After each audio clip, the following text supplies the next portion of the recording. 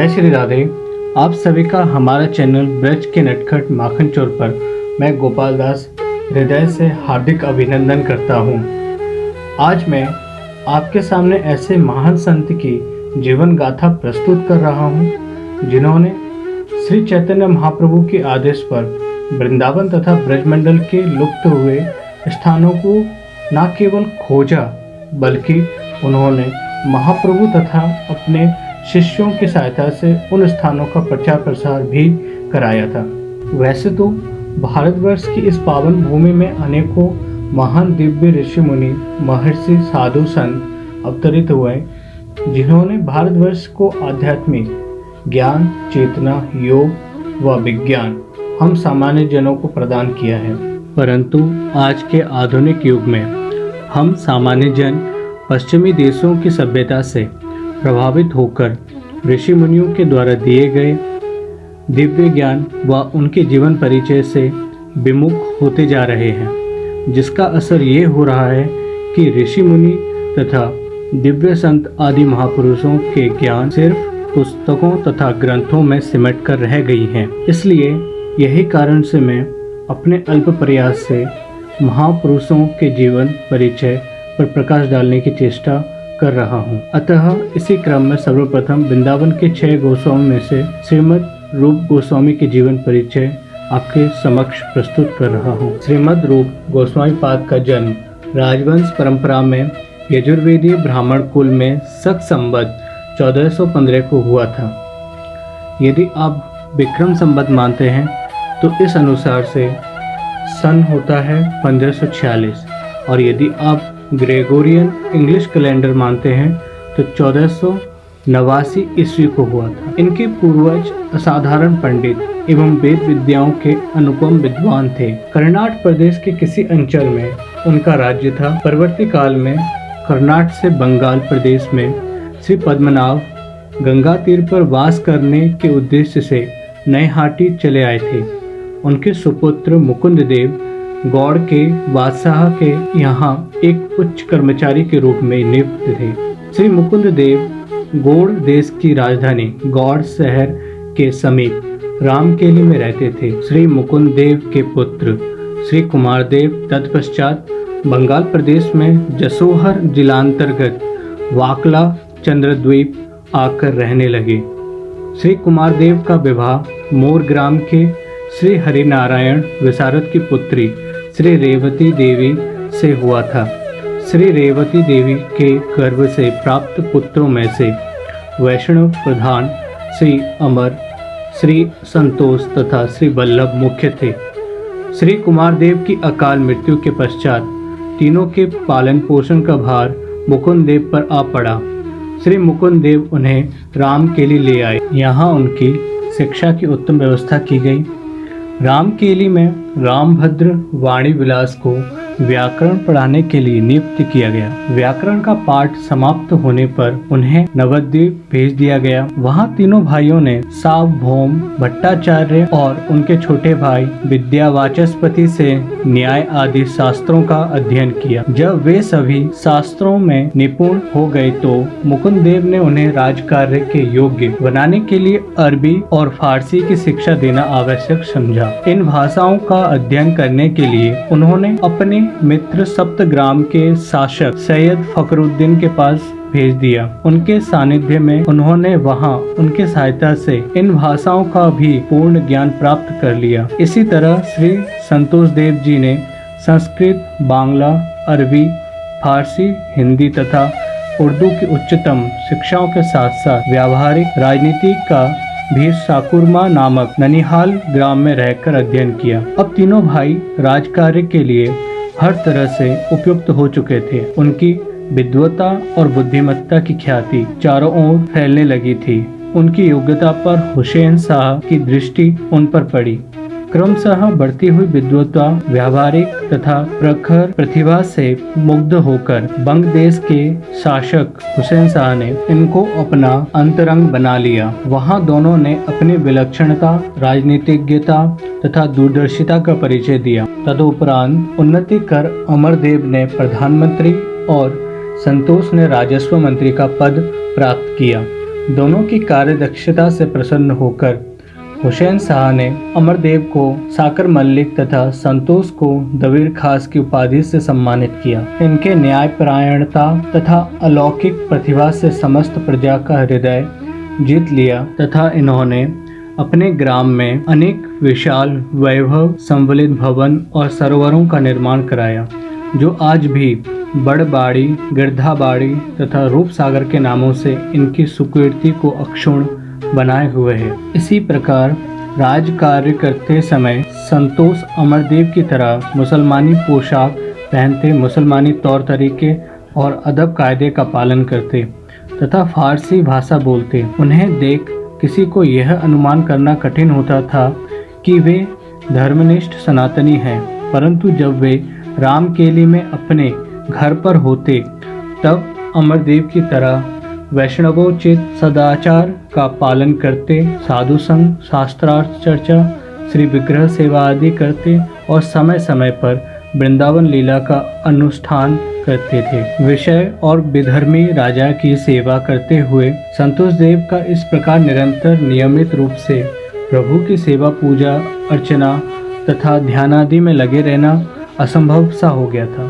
फिर भी वे यथासंभव प्रयास करते रहते, परंतु जब इसमें बाधा पड़ती तो बेचैन हो उठते थे। राजा और माया के दासत्व की बेड़ियों को काट फेंकने के लिए इन्होंने श्री चैतन्य महाप्रभु की शरण ली थी। उन्होंने और उनके अग्रज अमरदेव ने उन्हें पत्र लिखकर विनय भाव से माया के हाथों से अपने उद्धार की प्रार्थना की। महाप्रभु ने उन्हें प्रतीक्षा करने का आदेश दिया।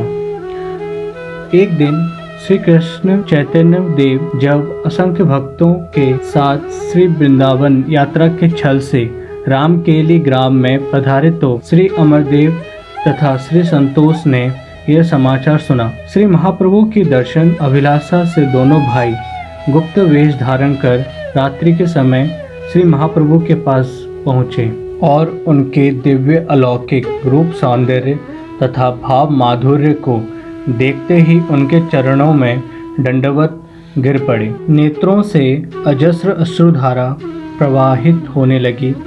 ऐसा प्रतीत होता था मानो चिरकाल के बिछुड़े स्वामी सेवक मिल रहे हों। श्री महाप्रभु भी इनकी ऐसी दशा देख विचलित हो उठे। प्रभु ने दोनों को उठाकर गले से लगाकर बोले, तुम दोनों मेरे नित्य दास हो। तुम इतनी दीनता मत दिखलाओ, मेरा हृदय फटा जा रहा है। रामकेली ग्राम में मैं केवल तुम्हारे लिए ही आया हूँ। तुम दोनों श्री कृष्ण भक्तों में परम श्रेष्ठ हो। तुम्हारे द्वारा श्री कृष्ण ने अनेक कार्य कराए हैं। मैं जानता हूँ कि तुम अभी मेरे साथ चलने के लिए आतुर हो, परंतु मेरे साथ नहीं। तुम्हें शीघ्र वृंदावन जाना है और वहाँ के गुप्त तीर्थ कृष्ण लीला स्थलियों का उद्धार करना है। ब्रज भक्ति सिद्धांत ग्रंथों के प्रणयन द्वारा ब्रज के विलुप्त वैभव को श्री कृष्ण तुमसे प्रकाशित कराना चाहते हैं। इस प्रकार श्रीमन महाप्रभु के पदाश्रित होने पर उन्होंने इन्हें श्री सनातन, श्री रूप तथा श्री अनुपम नामों से अभिहित किया। यही वह बदलाव की घड़ी था जब श्री संतोष अब श्रीमद रूप गोस्वामी के नाम से वैष्णव जगत में विख्यात होने लगे। अगले दिन महाप्रभु प्रातः काल में रामकेली से चले गए। अब श्री रूप चैतन्य महाप्रभु से मिलने की उत्कंठा में उन्होंने गृह त्याग करने का निश्चय किया। जब वे बादशाह के यहाँ का कार्यभार पूर्ण करने के पश्चात घर लौट रहे थे, तब उन्होंने श्री सनातन से कहा, मेरे लिए महाप्रभु की पुकार पड़ चुकी है। अब मैं और विलंब न करूँगा। संसार त्याग कर सदा के लिए उनकी शरण में जाने की अनुमति चाहता हूँ। यह सुनकर सनातन आश्चर्य से कहा, तुम्हारा संकल्प शुभ है, परंतु संसार का त्याग मुझे भी तो करना है। जितनी शीघ्रता से हम दोनों इस नरक से निकल जाएं, उतना ही अच्छा है। मैं ज्येष्ठ भ्राता होने के नाते मैं तुमसे पहले निकल जाऊंगा। मेरे पीछे समस्त आश्रित जनों की समुचित व्यवस्था तुम करके चले आओ। अभी तक महाप्रभु के आदेश के कारण रुका रहा था, नहीं तो मैं कभी का चला गया होता। अब यदि तुमने ऐसा संकल्प कर ही लिया है तो पहले मुझे जाने दो। यह सुनकर रूप गोस्वामी ने कहा, मुझे इसमें कोई आपत्ति नहीं है। आप मेरे ज्येष्ठ भ्राता ही नहीं अपितु मैं आपको अपना परमार्थिक गुरु भी मानता हूँ। आपकी आज्ञा का सदा पालन करने को तत्पर रहता हूँ। आप पर राज्य का सर्वाधिक दायित्व है। बादशाह आपके ऊपर पूर्ण रूप से निर्भर है। कोई भी कार्य आपसे परामर्श किए बिना नहीं करते। इस समय राज्य की स्थिति भी साधारण नहीं है। उड़ीसा से विवाद चल रहा है। किसी समय युद्ध छिड़ सकता है। इस समय यदि हम दोनों ही इस्तीफा देकर चले जाएं तो बादशाह को संदेह हो सकता है कि हमने उड़ीसा के हिंदू राजा के साथ मिलकर जानबूझकर उन्हें संकट में डालने का षड्यंत्र किया है। तब वे हमारे और हमारे परिवार के लोगों पर अत्याचार कर सकते हैं और हमारी संसार त्याग करने की योजना खटाई में पड़ सकती है। इसलिए यह अच्छा होगा कि मैं अकेला इस्तीफा देकर चला जाऊं। आप अवसर देखकर किसी समय पीछे आ जाएं। यही परिवार और आश्रित जनों के भरण पोषण की व्यवस्था की बात तो उसकी आप बिल्कुल भी चिंता ना करें। मैं जाने के पूर्व सब व्यवस्था कर जाऊंगा। अब यह सुनकर सनातन गोस्वामी को सहमत होना ही पड़ा। दोनों ने मिलकर सारी योजना बना ली। उसके अनुसार रूप गोस्वामी ने इस्तीफा दे दिया। आश्रित जनों में से कुछ को चंद्रद्वीप और कुछ को फतेहाबाद भेज दिया। स्वयं अपनी अपरिमित धन संपत्ति लेकर नौका द्वारा फतेहाबाद चले गए। उन्होंने अपने धन को आश्रित जनों और ब्राह्मण वैष्णवों में बांटकर उसका 1/4 आवश्यकता पड़ने पर राजदंडारी के लिए विश्वस्त लोगों के पास और 10,000 रुपए एक बणिक के पास जमा कर दिए। इसी समय एक आदमी को नीलाचल भेजा ताकि वो चैतन्य महाप्रभु का पता कर सके। उसने लौटकर समाचार दिया कि प्रभु झाड़ीखंड के पद से वृंदावन के लिए चल दिए हैं। उसी समय उन्होंने भी झाड़ीखंड के रास्ते अपनी वृंदावन यात्रा आरंभ कर दी।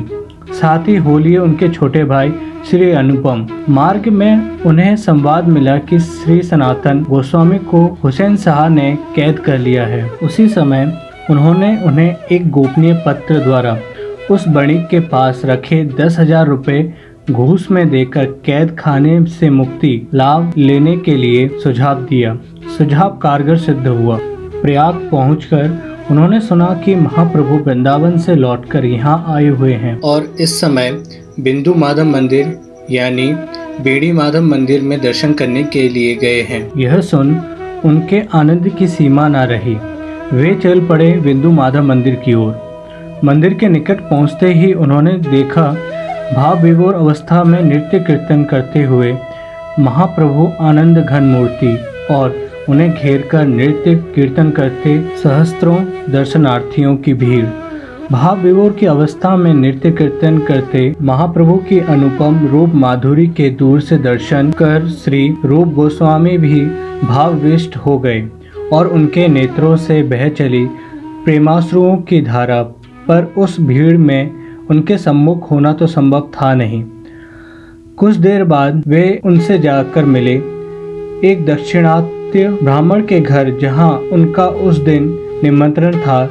जैसे ही उन्होंने महाप्रभु को दंडवत की, उन्होंने आनंदोल्लसित होकर उन्हें उठाकर आलिंगन करते हुए इतिहास समुच्चय का निम्न श्लोक पढ़ा। नमे भक्तश्चतुर्वेदी मद्भक्तः स्वपचः प्रियः तस्ते देयम ततो ग्राह्यम स च पूज्यो यथा हम।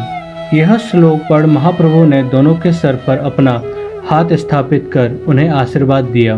महाप्रभु का कृपा आशीर्वाद प्राप्त कर श्री रूप ने स्वयं रचित निम्न श्लोक द्वारा उनकी स्तुति की। नमो महावदान्याय कृष्ण प्रेम प्रदायते कृष्णाय कृष्ण चैतन्यान्मे गौरत्विषे नमः। महाप्रभु ने कहा, आह, कृष्ण की कैसी कृपा है तुम्हारे ऊपर जो भवकूप से तुम्हारा उद्धार किया। तुम दोनों कितने भाग्यशाली हो।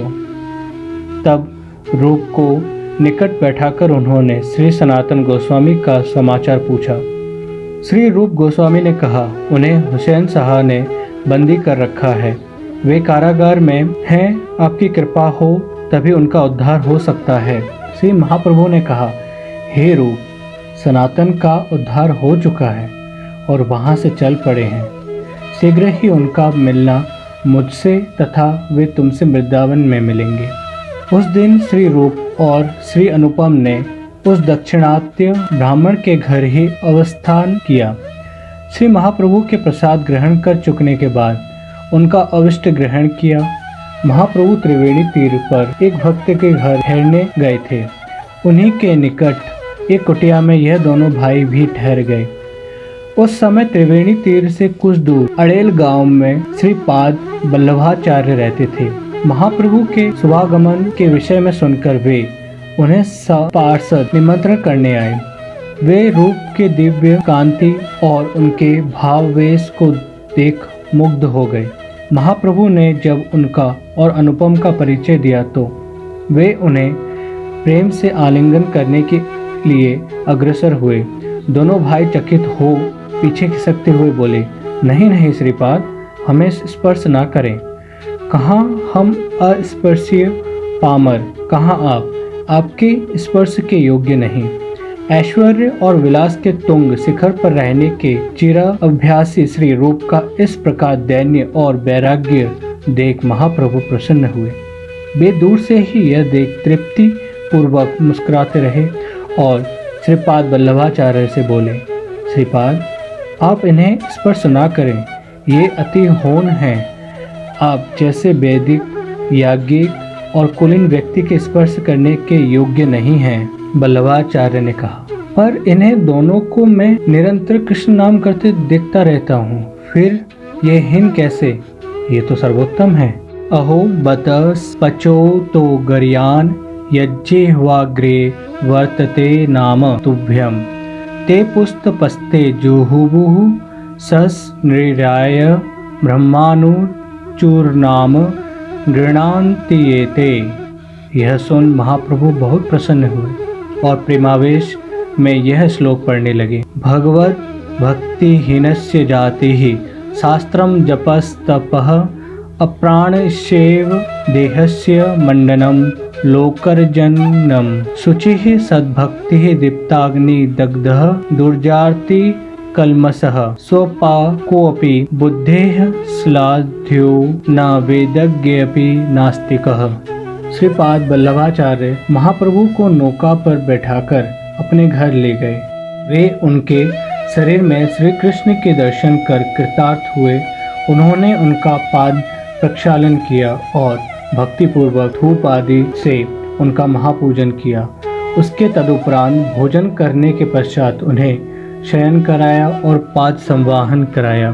महाप्रभु के आगमन का संवाद पाते ही असंख्य लोग उनके दर्शन को आने लगे। तब भीड़ के भय से नौका पर सवार हो वे त्रिवेणी के दशाश्वमेध घाट पर चले गए और वहां रूप और बल्लभ सहित एक निर्जन कुटी में रहने लगे। इस भाग में बस इतना ही और आगे का प्रसंग भाग 2 में प्राप्त होंगे। जय श्री राधे, जय निताई।